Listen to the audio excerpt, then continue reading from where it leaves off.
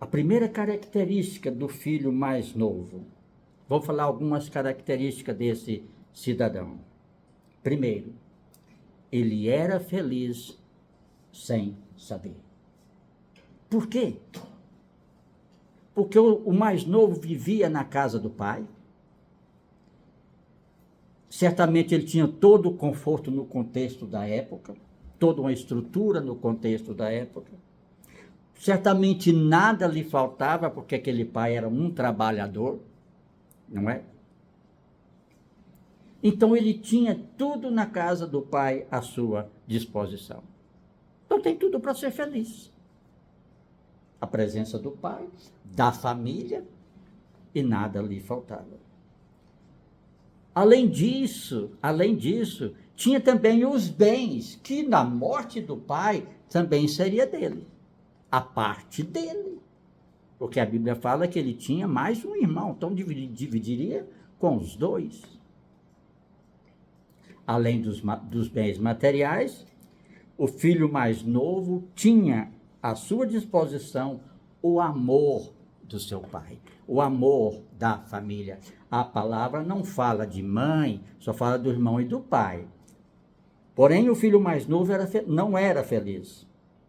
Não, ele era feliz, mas não sabia que era feliz. Ele não se atentou que aquilo tudo que ele tinha era felicidade para ele. Ele não se atentou por esse lado. Quantos hoje não vivem assim? Tem tudo, mas ainda continua num vazio dentro de si. Tem tudo para ser feliz e ainda continua num vazio. Embora ele estivesse satisfeito, o filho mais novo, ele sentia-se insatisfeito. Embora ele tivesse tudo isso ao seu redor, à sua disposição, ele ainda se sentia insatisfeito. O jovem cavou em seu coração um grande poço da insatisfação, sentindo-se infeliz dentro da própria casa do pai. Tem muitos assim, na própria casa do pai, na igreja. Que está na igreja, mas ainda não se encontrou com Deus. Não teve um encontro genuíno com Deus. Quem sabe, certamente, ele olhou para o mundo, olhou para a janela da cobiça e viu além do muro um mundo colorido, atraente e cheio de emoções, coisa que ele não tinha no seu mundo onde ele vivia. Atrações do mundo. Certamente ele olhou para a janela. Queridos, essa tal de janela é uma questão que a gente precisa nos atentar para isso. Se a janela lá do quarto de Davi, ou onde Davi estava, tivesse fechada, ou se ele a tivesse fechado, ele não teria olhado para baixo e cometesse um adultério, e por conseguinte um homicídio, do crime duplamente qualificado. Davi, um homem segundo o coração de Deus. Vocês já ouviram falar de Eutico? Eutico. Paulo estava pregando lá em Troade, e ele tinha hora para começar, mas não tinha para terminar. Aí vai o jovem Eutico. Se a janela estava fechada ou não, não sei, mas ele sentou na janela e caiu. Adormeceu e caiu. A janela aberta. Quantas janelas nós precisamos fechar na nossa vida? Não é verdade? Quantas janelas estão abertas que nós precisamos fechar, porque elas dão uma impressão para olhar para o mundo e ser tragado pelo pecado do mundo. Se ele pudesse curtir um pouco a vida, o futuro havia para ele morado com seu pai, será que tentar algo por aí não seria ainda melhor? Certamente ele pensou assim, eu preciso de algo novo, eu preciso conhecer mais, eu preciso algo diferente, porque está muito monótono na vida. Certamente ele pensou assim. Essa é a primeira lição sobre o filho mais novo, a insatisfação. Quantos têm condições, mas estão insatisfeitos? Quantos estão na igreja, mas às vezes estão insatisfeitos com coisas que acontecem na sua vida? Tudo começou na vida desse menino quando ele se sentiu infeliz dentro da própria casa do pai. Tudo aconteceu ali. Por quê? Porque ele se sentiu infeliz. No seio da sua família, ele se sentiu infeliz. E muitas vezes na igreja também é assim.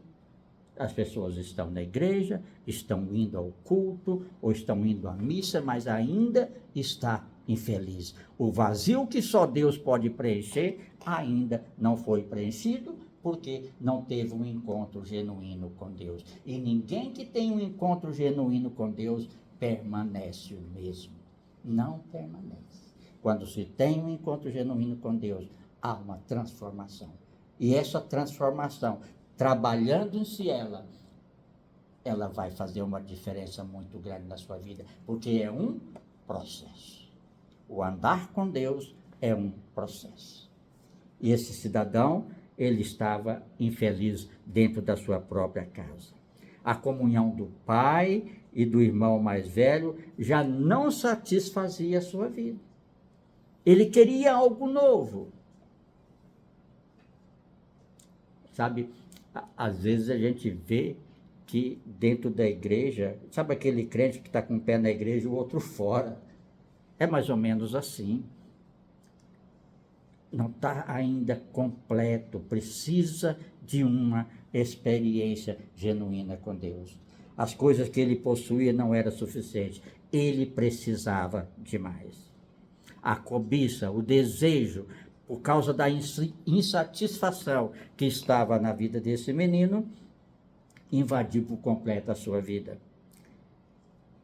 Sabe com quem isso aconteceu? Com Adão e com Eva. Insatisfação. E eles abriram uma janela do desejo. A serpente veio e trouxe, e o pecado aconteceu. Aí, o que diz o pastor Hernani Dias Lopes, ele, se não me engano, ele é presbiteriano, ou reverendo, não sei, pastor, né? Pastor Hernani Dias Lopes. A insatisfação é a tola ideia de que do lado de lá do muro existe a felicidade. De que Deus está nos privando de alguma coisa que nós merecemos. É insatisfação. Eu poderia ter isso, sim, mas não tenho. Eu fico insatisfeito. Do outro lado, talvez é melhor. Vou buscar, vou procurar. Foi justamente o que esse jovem entendeu e colocou em prática. Só que ele não tinha condições. Como que eu vou sair por aí sem recursos? Não é? Isso fez com que ele fosse até seu pai. Dá a minha parte, me adianta a parte da minha herança, que eu preciso de algo novo na minha vida. Quando a cobiça invade a nossa vida, podemos ter certeza de que nada será capaz de preencher plenamente. Por quê? Porque aí vem a rebelião, aí vem a rebeldia, aí vem justamente o que esse menino fez. Ele se rebelou. Eu quero a minha herança porque eu vou procurar viver sozinho, da maneira que eu achar que deva viver, mas eu preciso de recursos. A sua insatisfação o tornou ousado o suficiente para pedir o adiantamento da tua herança. E o pai cedeu. Ele estava mais interessado em curtir, aspas, a vida, do que necessariamente agradar o pai. Ou seja, quando ele falou, dá minha herança, a minha parte, é a mesma coisa, assim, não, podia ter morrido. Porque assim, me eliminaria esse problema, eu já teria por direito legal.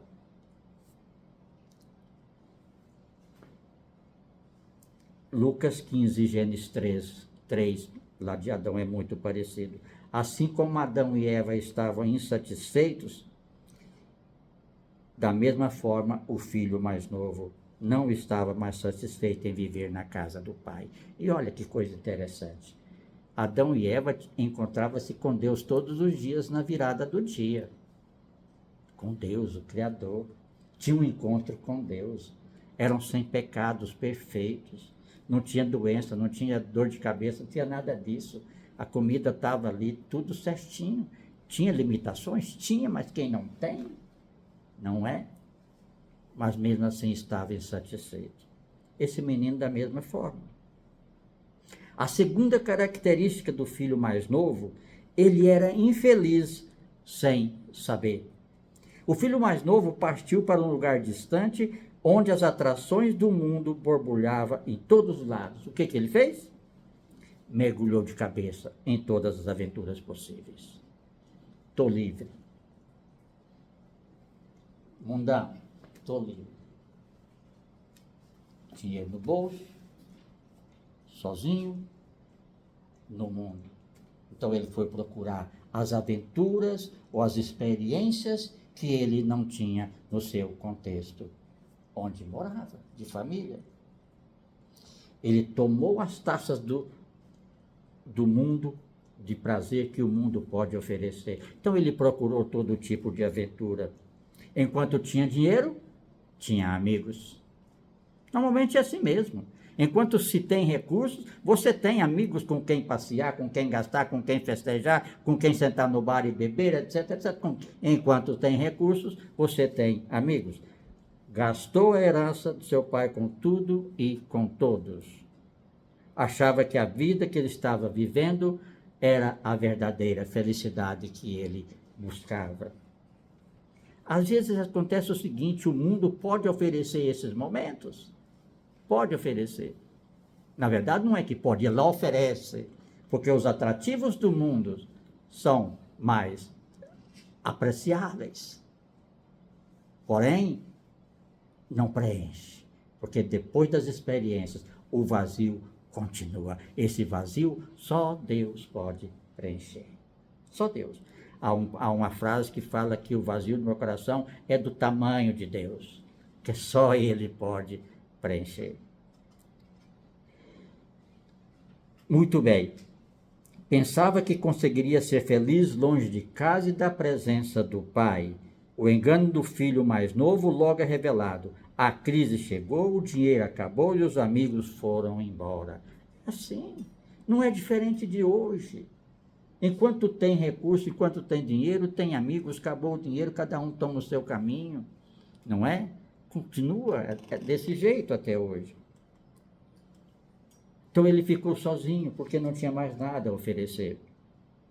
Mesmo tendo um pai que o amava, como ele era, ali no contexto da sua casa.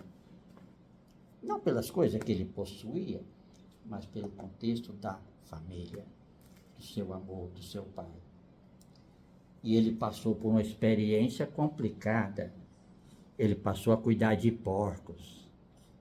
E isso era uma humilhação para um judeu. Por quê? Porque judeu não come carne de porco.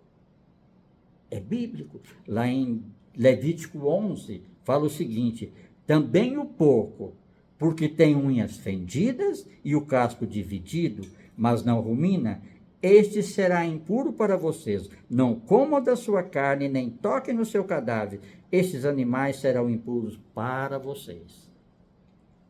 Ele passou a trabalhar ou a cuidar de porcos. Isso para o judeu era humilhação.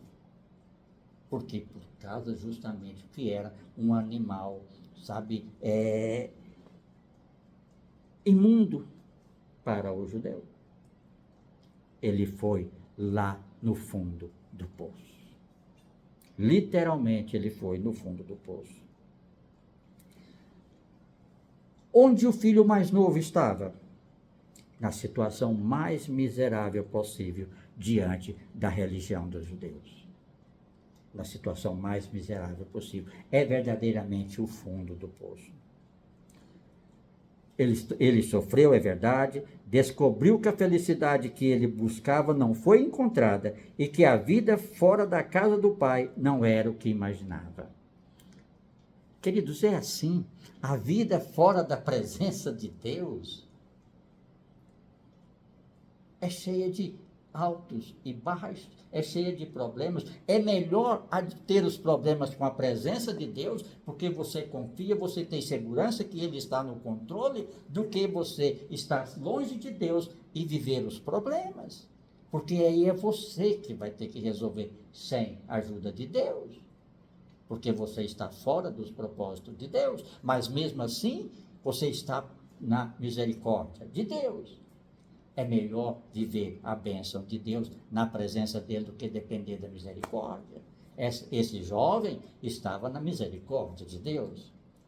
Agora mesmo, sendo herdeiro de um pai amoroso, está humilhado em cuidando de porcos. Eu anotei uma frase aqui bem interessante, que o pecado é uma fraude que promete tudo, mas não concede nada que agrade a Deus. O pecado é uma fraude, porque você acredita que aquilo vai ser bom. Pode até ser bom para aquele momento. O depois é o complicado. Aí você tem um trabalho para resolver aquela questão. Muito bem. O filho mais novo era feliz e não sabia disso.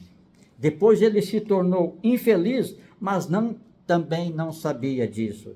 Então ele toma uma decisão. Quando ele chegou ao fundo do poço, ele caiu em si e arrependeu-se e tomou a decisão de voltar para o seu pai.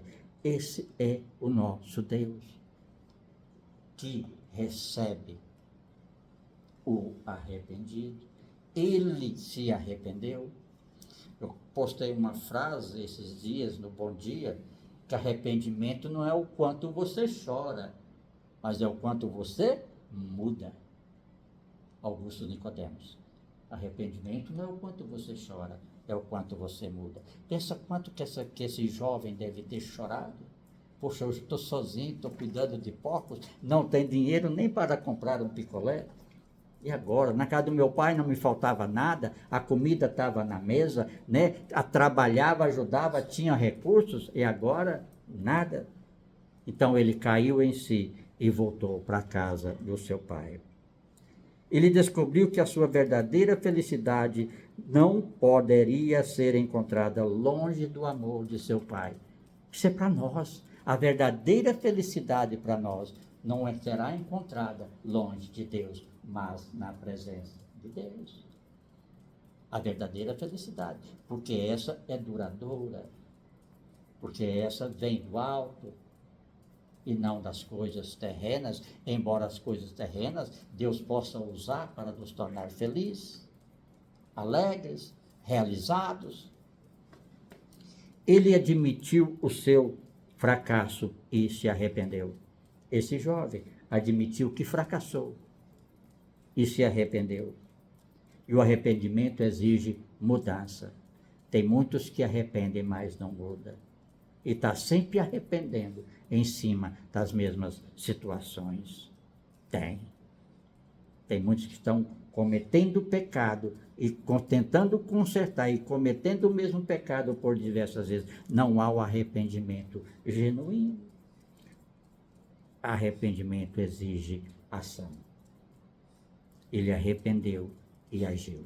Esse jovem arrependeu e agiu. E qual foi a ação dele? Vou voltar para minha casa, para a presença do meu pai. Ele se arrependeu e resolveu voltar para a casa do seu pai. Glória a Deus por isso. Mesmo que pudesse estar se sentindo altamente envergonhado, frustrado, triste, ele decidiu o que deveria fazer. Assim também nós. Mesmo que nós tenhamos cometido algum deslize nas nossas vidas, quem não comete, todos nós estamos sujeitos.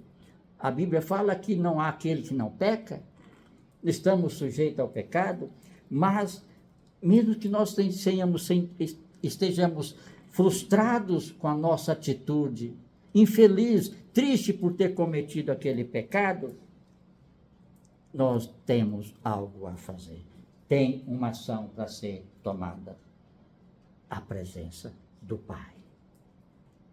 Esse jovem se sentiu frustrado, infeliz, esse que antes estava insatisfeito com a vida boa que levava, junto com a família, agora longe da família, insatisfeito, infeliz, triste, frustrado, resolveu, arrependeu e vou voltar para a casa do meu pai. Mas antes de encontrar o pai, foi o pai que veio ao encontro dele. Olha que coisa linda. É Deus que vem ao nosso encontro e trabalha em nós e proporciona em nós capacidade de arrependimento. Então é Deus que vem até nós. Esse pai, antes de encontrar o pai foi até ele. Lembra quando ele chegou, o pai correu até ele. Não houve julgamento, Deus é assim. Não houve julgamento sobre o seu passado e suas atitudes. Deus é assim. Ele não questiona porque eu andei por tantos caminhos distorcidos. Ele só quer que eu me arrependa e me conserte diante dele.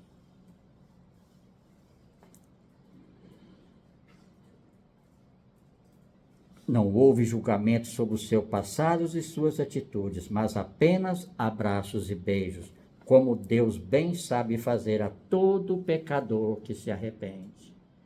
Todo pecador que se arrepende. Deus, o abraço, o acalenta. Bem-vindo à casa do seu pai, meu filho. Os trapos de roupas do filho mais novo são trocados por roupas novas. Assim como Deus fez com as roupas, lá no Gênesis, Deus fez uma roupa para Adão e Eva. Lembra disso? Deus fez uma roupa nova para Adão e Eva, de peles de animais, não é isso? Agora ele trouxe uma roupa nova para o seu filho arrependido. Da mesma forma, o pai amoroso cobra a vergonha do filho e devolve a sua dignidade. Da mesma forma, quando nós nos arrependemos, Deus devolve a nossa dignidade de ser verdadeiramente filho de Deus. Na sequência é preparada uma festa. O pai manda fazer uma festa. Por quê? Porque quando um pecador se arrepende, há festa no céu. Quando um pecador se arrepende, há festa nos céus. E pode ter certeza que há festas nos céus no dia de hoje, porque certamente em algum lugar alguém está se arrependendo. Glória a Deus por isso. Então essa festa que o pai mandou fazer, cumpre o que está em Lucas 15, 7. Cumpre-se assim o que Jesus disse: diga a vocês que assim haverá mais alegria no céu por um pecador que se arrepende do que por 99 justos que não necessitam de arrependimento. Há mais alegria quando um se arrepende do que 99 que não se arrepende. Por isso há festa no céu, quando há arrependimento genuíno. A festa dos anjos no céu é por causa do pecador que se arrepende. Os pecadores são aceitos por Deus, são eles que Deus procura, os pecadores. E glória a Deus por isso que ele nos encontrou.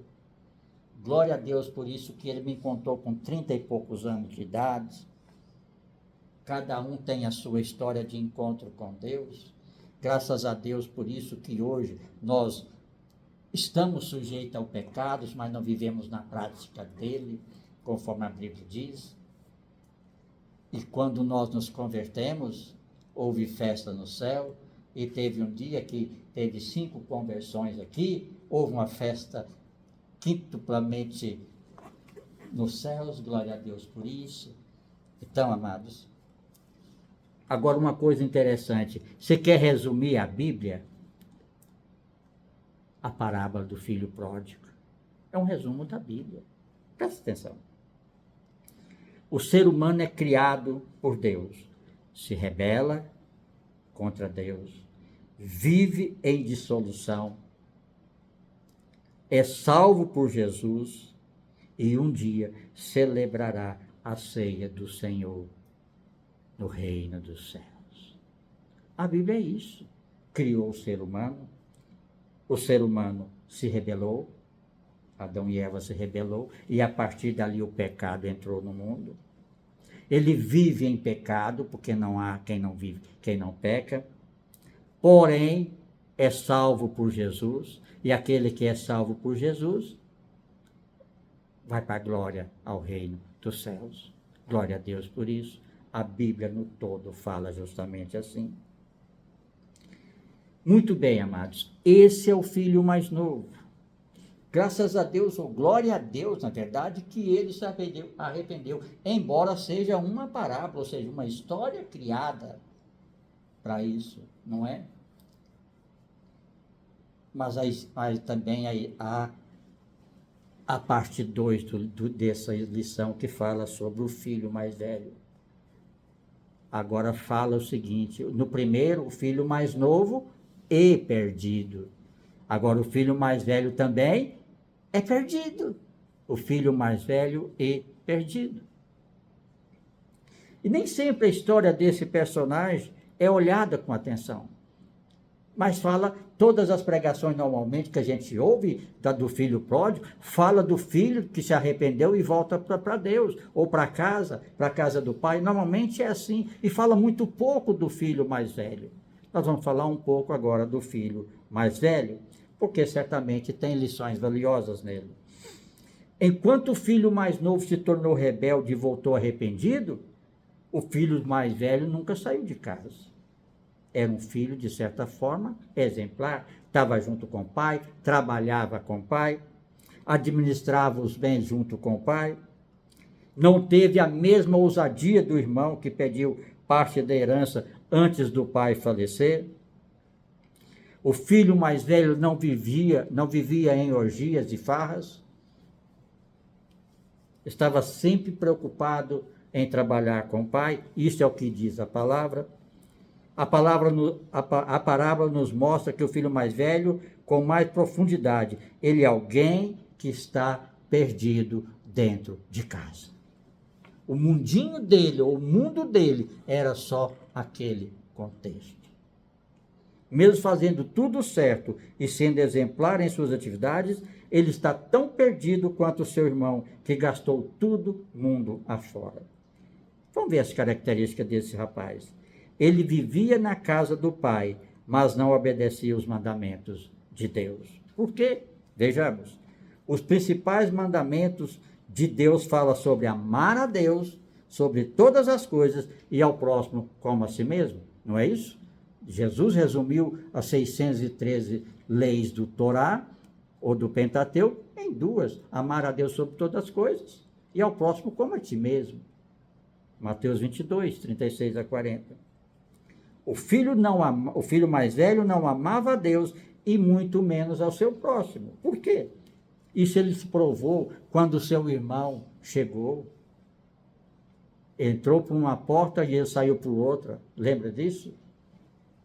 Isso provou quando o seu irmão mais novo voltou. Ao invés de acolhê-lo como um pai amoroso, ou como um irmão amoroso, ou como o pai o fez, o filho mais velho encheu-se de ódio, indiferença e rebeldia.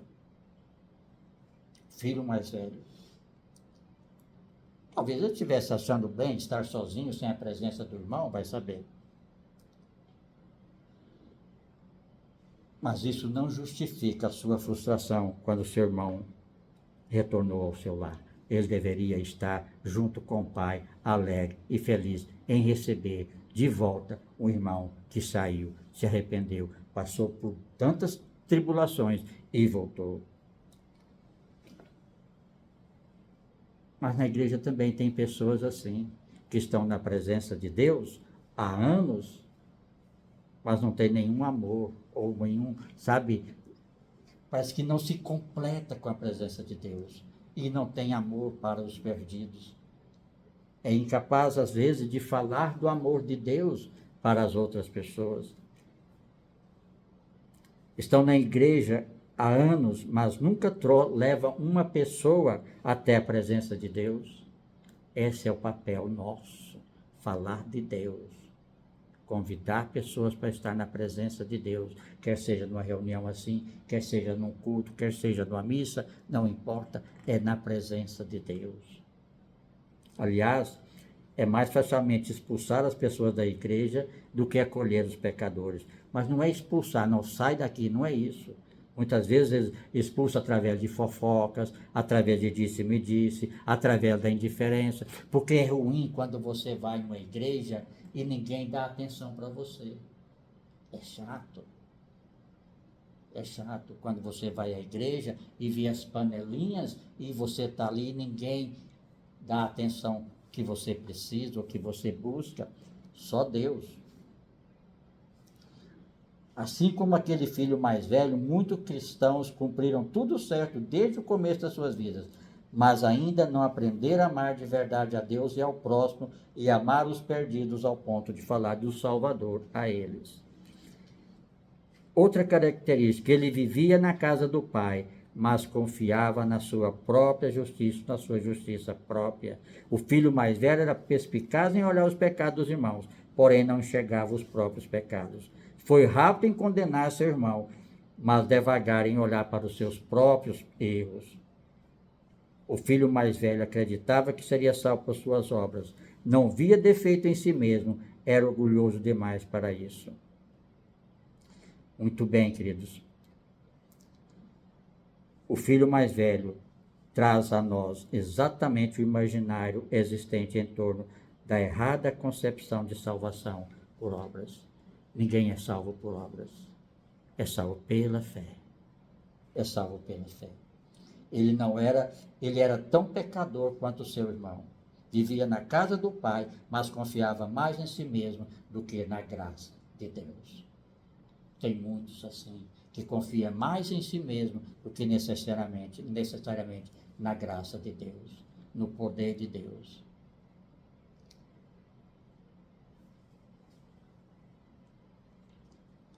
Certamente ele fazia todas as suas tarefas, evidentemente, não por amor ao Pai, mas talvez para ganhar elogios, talvez por sentir-se obrigado a fazê-lo. Ele não tinha a intenção pura em seu coração. Era filho, mas se comportava como um escravo. Uma espiritualidade assim não é libertadora, mas sufocante. Está na igreja, mas não tem prazer. Queridos, nós precisamos nos alegrar de estar na presença de Deus. Há um versículo do Salmo, não sei qual Salmo, está aqui. Alegrei-me quando disseram, vamos à casa do Senhor. Eu me alegro quando eu estou na presença de Deus. Eu me alegro em saber que daqui a pouco, às 4 horas, eu vou acordar e ter o meu devocional com Deus. Religiosamente, às 4 horas, eu tenho meu encontro com Deus. Eu me alegro em saber que hoje é dia de reunião, eu posso falar do amor de Deus. Da mesma forma que vocês devem se alegrar em estar aqui para ouvir da pessoa de Deus. Então, muitas vezes os próprios cristãos usam a igreja como escravidão a si mesmo, trabalhando não em alegria, mas por sentir-se obrigado a fazê-lo. Primeiramente, ninguém é obrigado a nada, mas deve fazer por amor a Deus e à obra.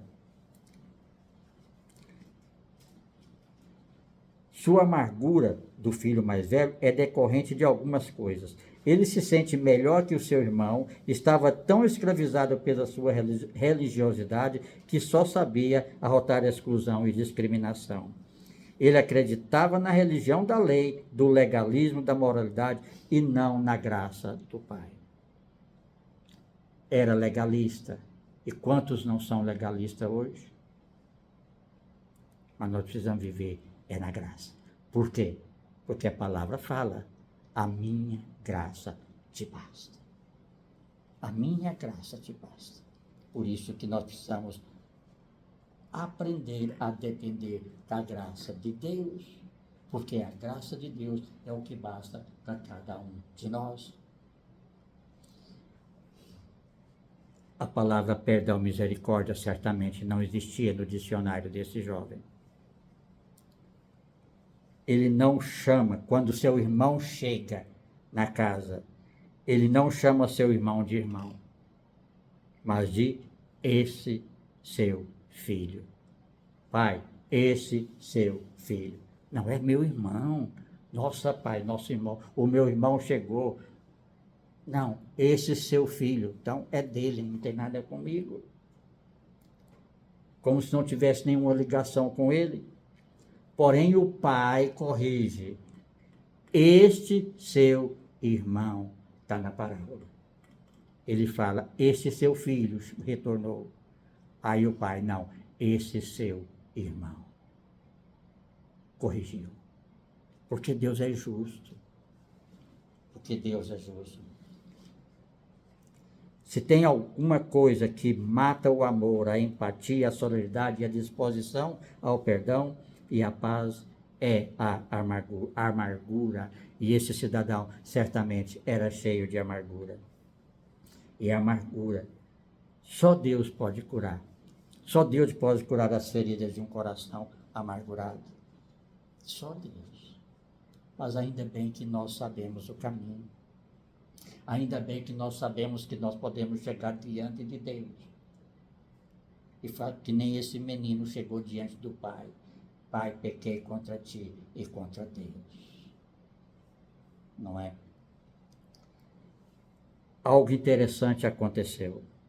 O filho estava fora e entrou para a festa. O filho que estava dentro saiu da festa. Que coisa. O filho que estava fora, o pai mandou fazer uma festa. O filho que estava fora chegou e foi para a festa. E a alegria de ter retornado para casa. Mas aquele que estava em casa saiu da festa. O filho mais novo se humilha e é recebido. Já o outro caminha para fora da casa do pai, para longe da festa, e com seu coração certamente profundamente amargurado e triste. Gente, como pode, não é? É uma parábola, tudo bem, é uma coisa criada para mostrar para nós que as pessoas agem indistintamente dessa maneira. O filho retorna, o irmão retorna, a festa na casa, e o outro, ó, quero não, deixa eles. Que coisa, né? Família. Todos estavam alegres com a volta do filho perdido, menos o seu próprio irmão. Muito bem, amados. Mas o importante que a gente tem que tirar de lição é que Deus, apesar das nossas falhas, das nossas condições, às vezes a nossa pequena fé, muitas das vezes, que leva-nos a errar, que leva-nos a distorcer o caminho, mas o Pai vai estar sempre esperando. O Pai vai estar sempre esperando. E de braços abertos. E faz festa quando nós retornamos com o coração aberto. Deus, eu pequei contra ti. Perdoa-me em nome de Jesus. E esse Pai alegremente vem para o aconchego do seu lar. Vem para o colo do seu Pai. Assim age Deus com aquele que se arrepende. Certamente esse jovem mais velho, ele não entendeu o papel do pai. O pai ama a todos, indistintamente, mas não ama o pecado que está em muitos, mas o ama enquanto pessoas, porque é obra-prima que ele fez. Não é? Muito bem, amados.